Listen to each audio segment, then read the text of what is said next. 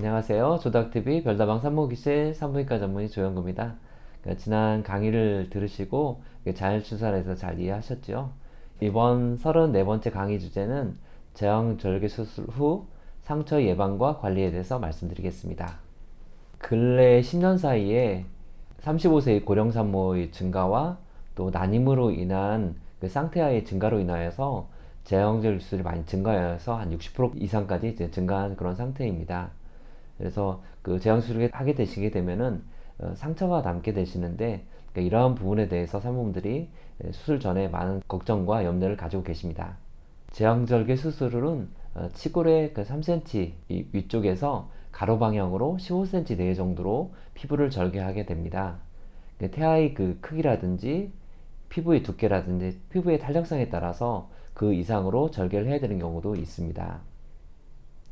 기존에 수술을 하였던 상흔이 있는 경우, 두 번째나 세 번째 수술인 경우에는 수술했던 그 자리로 수술을 하게 되고요. 비유성 그런 그 흔적이 있는 경우에는 그것을 깨끗하게 제거하고 봉합을 하게 됩니다. 수술 부위는 그 여러 층을 봉합을 하게 되는데요.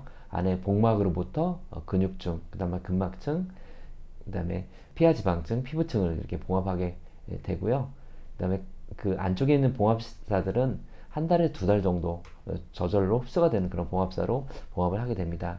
그리고 나머지 피부는 흡수가 되지 않는 봉합사로 봉합을 하게 되는데요. 수술 후 4일에서 7일 정도 후에 봉합사는 제거하게 됩니다.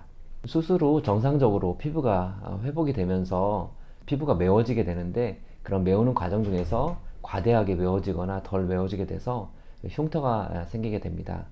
크게 흉터는 비유성 흉터와 켈로이드 두 종류가 있는데요. 육안적으로 구별하기는 어렵습니다. 그렇지만 보통 비유성 흉터 같은 경우에는 어떤 압력이 가해지거나 힘이 가해질 때 주로 많이 생기게 되고, 유전적인 요인은 적은 걸로 되어 있습니다. 그리고 흉터는 그 흉터에 국한이 되고 그 범위를 넘지 않는 것이 일반적이고, 또 비유된 흉터가 시간이 지나면서 옅어지거나 평평해지는 에서 자연적으로 좋아지는 경우도 있습니다. 켈로이드는 유전적인 요인, 즉 체질적인 요인이 많이 있습니다. 그래서 그 켈로이드는 그 경계가 불명확하고 상처 이상으로 흉터가 커지게 되고, 또 비율성 그 흉터가 저절로 없어지지 않고 지속되거나 더 커지는 경우도 있습니다. 비율성 흉터든 켈로이든 우선 그 주변의 그런 피부보다 색깔이 달라지고 모양이 달라지기 때문에 미용상으로 보기가 좋지 않고 이 가려움증이라든지 통증 같은 걸 유발해서 그 불편감을 유발할 수 있게 되겠습니다. 상처의 그런 치유 과정 중에서 섬유세포가 이렇게 증가가 되는데, 이런 섬유세포의 과대한 그 증식이라든지 피부의 그런 특성이라든지 또 선천적으로 피부의 그런 유전적인 요인들, 또 자외선 이런 것들이 흉터의 그런 크기라든지 모양에 영향을 주게 되겠습니다. 제왕절개 수술 후에 흉터의 예방과 관리에 대해서 말씀을 드리게 되겠습니다. 이런 관리나 예방을 한다고 해서 뭐 흉터가 전혀 생기지 않는 건 아니고요. 기존에 생길 수 있는 흉터를 조금 더 적게 이렇게 생기게 한다, 이렇게 이해하시면 되겠습니다. 첫째로 그 흉터가 이렇게 적게 생기기 위해서는 상처가 염증이 생기지 않도록 상처 관리를 깨끗하게 잘 유지하시는 것이 중요하게 되겠습니다. 그리고 상처가 염증이 그런 소견이 보일 때는 즉시 항생제 투여나 이런 걸 통해서 염증이 더 진행되지 않도록 하는 것이 중요하게 되겠습니다. 그리고 요즘 그 상처 치유제라고 해서 네오덤실이라든지 뭐 CS케어 같이 상처 치유를 도와주는 그런 제품들이 나와 있고, 이러한 제품들은 수술 당일부터 한 2, 3일 정도 사용하시면 상처 치유에 도움이 되겠습니다. 둘째로 이제 상처에 힘이 가해지게 되면 그 상처가 커질 수가 있기 때문에 수술 후에 그 상처 부위에 압력이 가해지지 않도록 세심한 노력이 필요하게 되겠습니다. 그래서 제왕절개 수술하는 복부라든지 또 갑상수술하는 목 부위는 그 움직임이 많고 힘이 많이 가해지는 부위이기 때문에 다른 부위보다도 흉터가 잘 생기고 커지는 경향이 있다는 것을 이해하시면 좋겠습니다.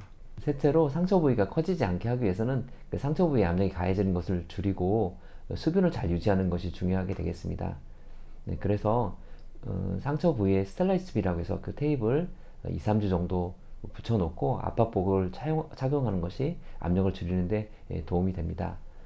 또 수비를 유지하기 위해서 기존에 우리가 실리콘 젤이나 밴드 같은 것이 많이 알려져 있는데요. 이런 치카케라든지 더마스틱, 켈로코트, 뭐 메디폼 이러한 제품들이 알려져 있고요. 이러한 제품들은 그 상처가 염증이 생기거나 또 이렇게 피부 자극이 생겨서 가려울 수 있기 때문에 보통 실밥을 뽑고 나서 2주 후부터 사용하시는 게 좋겠고요. 그 다음에 하루에 보통 12시간 이상 정도는 그 사용을 하시고 피부가 상처가 고정이 되는 한 3개월에서 6개월 사이에 잘 사용하시는 것이 도움이 되겠습니다. 넷째로 이러한 그 노력에도 불구하고 켈로이드가 이렇게 심하게 생기는 경우가 있습니다. 이러한 경우에는 뭐 스테로이드 주사라든지 레이저 치료, 또 요즘 그 방사선 치료 같은 것이 효과가 있는 걸로 알려져 있고요. 또 경우에 따라서는 그 상처 부위를 수술적으로 제거하는 경우도 있게 되겠습니다. 요즘 그 제왕적 수술 증가로 인해서 수술하시는 분들이 많다 보니까 그 흉터에 대한 그 걱정들이 많이 있으신데요.